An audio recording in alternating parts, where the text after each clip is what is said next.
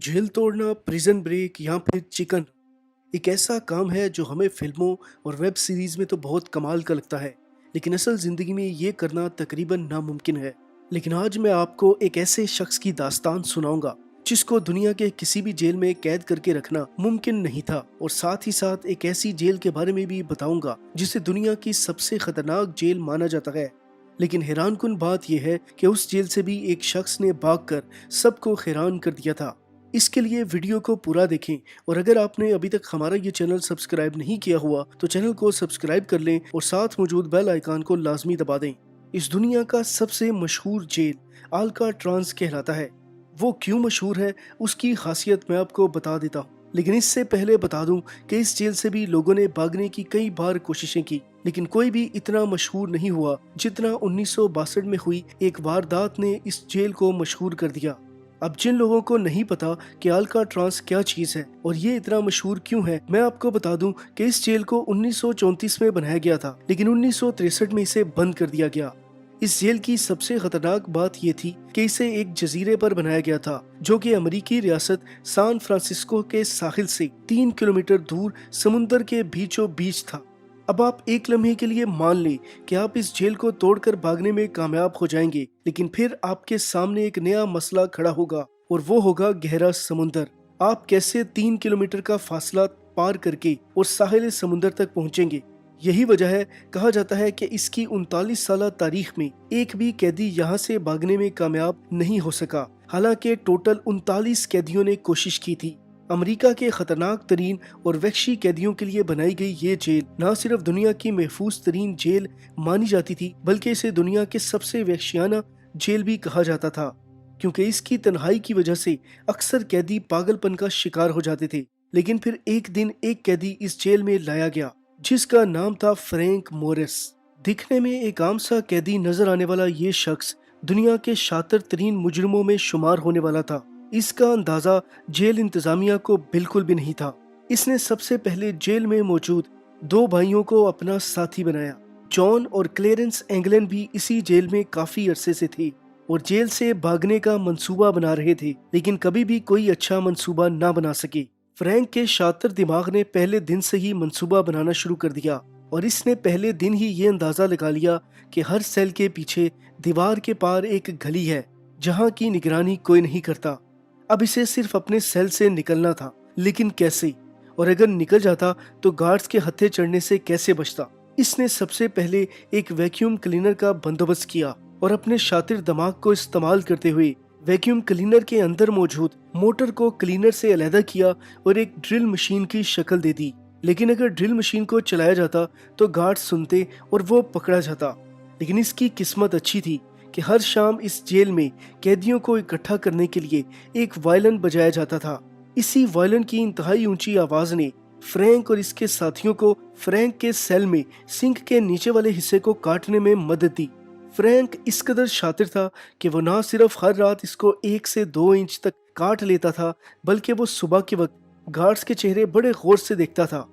एक तरफ वो जेल की दीवार को काट रहा था तो दूसरी तरफ वो अखबार के जरिए गार्ड्स के चेहरे जैसा मास्क बना रहा था। वहीं उसने समुंदर को पार करने के लिए एक ओवरकोट का भी इंतजाम किया। ओवरकोट को काट कर इसने मुख्तलिफ तहों में जोड़कर इस कदर सख्त कर लिया कि वो एक लकड़ी के तख्ते की मानिद बन गए। इस वक्त तक फ्रैंक के साथ जॉन और क्लेरेंस के अलावा एक और शख्स शामिल हो चुका था, और फिर आखिरकार वो दिन आ ही गया जिसके लिए उन्होंने पूरे 6 माह तक तैयारी की थी। ये तीनों फ्रैंक के सेल के बाहर इकट्ठे हुए, और जैसे ही कैदियों को इकट्ठा करने के लिए वायलिन बजाया गया, ये बारी बारी इस सुराख से बाहर निकल गए। लेकिन चौथा कैदी, जिसका नाम वेस्ट था, वहाँ वक्त पर पहुंचने में कामयाब ना हो सका और इसने भागने का मंसूबा तर्क कर दिया। लेकिन बाकी के तीनों ना सिर्फ साहिल समुंदर तक पहुंचे, बल्कि इसके बाद इनके बारे में पूरी जिंदगी किसी को मालूम ना हो सका कि वो कहाँ गए हैं। अमेरिकी सिक्योरिटी इदारे के मुताबिक वो समुंदर को पार नहीं कर सके और वहीं पर डूबकर मर गए। लेकिन हैरत अंगेज तौर पर पूरे 10 दिन की जद्दोजहद के बाद अमेरिकी सिक्योरिटी इदारों को इनकी लाशें न मिली, और ना ही इनको कोई ऐसी चीज मिली जिससे उनको अंदाजा होता कि वो डूबकर मर चुके हैं। उन्हें मिला तो सिर्फ एक बटवा और एक ओवरकोट से बनी हुई कश्ती नुमा तख्ता। FBI के मुताबिक वो समुंदर में डूब गए, लेकिन आज भी अफवाहें गर्दिश करती हैं कि उन्होंने अपनी बाकी की जिंदगी ब्राजील में रहकर गुजारी थी। लेकिन दोस्तों, इस कहानी से भी हैरान कर देने वाली कहानी एक ऐसे कैदी की है जिसे दुनिया का कोई भी जेल कैद ना रख सका। कहा जाता है कि वो किसी भी सूरत किसी भी जेल में 30 दिन से ज्यादा नहीं गुजारना चाहता था। हर जेल से कामयाबी से भाग जाने की वजह से जापान में रहने वाले इस कैदी को जापानी लोग जादूगर समझना शुरू हो गए थे। वो हर किस्म की जेल को तोड़ने में कामयाब हो जाता, एक ऐसा प्लान बनाता कि जेल इंतजामिया देखती रह जाती।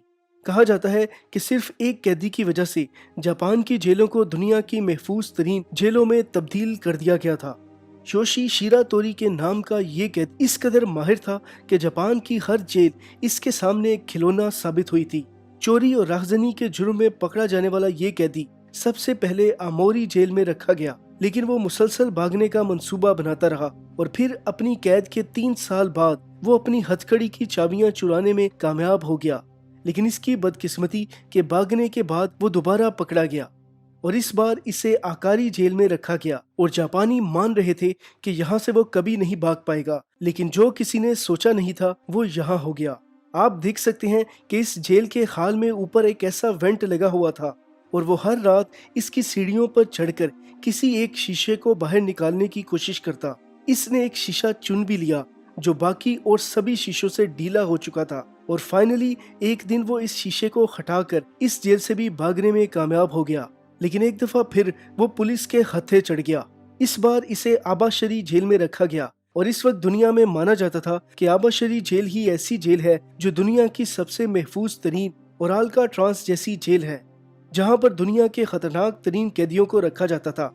लेकिन नहीं, ये जेल भी योशी को भागने से नहीं रोक पाई। इसने एक ऐसा मंसूबा बनाया जो दुनिया में आज भी मिसो सूप के नाम से मशहूर है। हर सुबह इसे जेल में एक सूप दिया जाता था जिसे मिसो सूप कहा जाता था। इसके शातिर दिमाग में एक मंसूबा आया। इसने वो सूप पीने की बजाय अपनी जेल के दरवाजे पर फेंकना शुरू कर दिया। इस सूप की वजह से दरवाजे को जंग लगना शुरू हो गया। ये इतना शातिर था कि दरवाजे के अंदर वाले हिस्से में सूप को फेंका करता था ताकि गार्ड्स को नजर न आए। और 25 अगस्त 1944 की एक रात को, जबकि दूसरी जंगे अजीम की वजह से पूरे जापान में बिजली बंद, इसने कमजोर हुए दरवाजे को तोड़कर भागने का मंसूबा बनाया। दरवाजा पूरी तरह तो टूट न सका, लेकिन थोड़ा सा नीचे से ऊपर हो गया। इसने अपने कंधों और जिस्म को कुछ इस अंदाज में मोड़ा कि दरवाजे के नीचे मौजूद थोड़ी सी जगह से ही भाग निकला। लेकिन भागने के बाद इसने एक पुलिस वाले के घर जाने का सोचा जो जेल में इसके साथ अच्छा सलूक करता था। इसकी किस्मत खराब, पुलिस वाले ने दोबारा इसे जेल भिजवा दिया। इस दफा जापानियों ने इसकी सिक्योरिटी इतनी सख्त कर दी कि वो भागने का सोच भी न सके और साथ ही साथ उन्होंने इसे मौत की सजा भी सुना दी जो कि 1947 में दी जानी थी। इसे इस दफा सापोरो जेल में रखा गया। इसको भागने से बचाने के लिए इसके सेल के बाहर 6 गार्ड्स रखे गए और इसके सेल को इस अंदाज में डिजाइन किया गया कि इसके दिमाग में भागने का ख्याल भी न आए। दरवाजों को बेइंतहा मोटा बनाया गया। कमरे की खिड़की बहुत सख्त मटेरियल से बनाई गई। छत बहुत ज्यादा सीमेंट से भर दी गई। लेकिन जेल इंतजामिया यहाँ भी एक गलती कर गई। उन्होंने जेल के फर्श की जानिब ध्यान ही ना दिया। दूसरी तरफ जेल के गार्ड्स इस कदर मुतमईन थे कि उन्होंने इसे हथकड़ी लगाने की जहमत भी न की और यही इनकी गलती साबित हुई। इसने सूप के प्याले के जरिए फर्श को उखाड़ना शुरू कर दिया और आखिरकार एक वक्त ऐसा आया जब इसने पूरे फर्श को उखाड़कर वहां एक सुरंग बनाई और भागने में कामयाब हो गया। इसके बाद वो दोबारा कभी नहीं पकड़ा गया। लेकिन कहा जाता है कि 1 साल बाद इसने एक पुलिस वाले से सिगरेट मांगा। ये पुलिस वाला इसको नहीं पहचानता था। पुलिस वाले ने इसे सिगरेट दी और यहीं योशी इसकी रहमदिली की वजह से उसे बता बैठा कि वो एक भागा हुआ कैदी है। इसे दोबारा पकड़ा गया और मुकदमा चलाया गया। लेकिन अदालत ने गौर किया कि अपने 4 दफा भागने के दौरान इसने एक भी गार्ड को जख्मी नहीं किया था, हालांकि वही गार्ड इस पर सख्त जुल्म ढाते थे। इसकी इसी बात की वजह से इसकी मौत की सजा को खत्म करके इसे 20 साल की कैद की सजा सुना दी गई। इसने अदालत से दरख्वास्त की कि इसे टोक्यो के जेल में रखा जाए, लेकिन इस दफा इसने भागने की कोशिश नहीं की क्योंकि योशी के मुताबिक वो भाग भाग कर थक चुका था।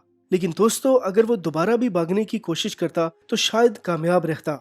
योशी 1961 में जेल से रिहा हुआ और अपने आबाई शहर बेटी के साथ रहने चला गया। جہاں 1989 میں اسے ہارٹ اٹیک ہوا اور وہ موت کے منہ جا لگا۔ اس کی کہانی اس قدر زبردست تھی کہ 2017 میں جاپان میں اس پر ایک فلم بھی بنا دی گئی۔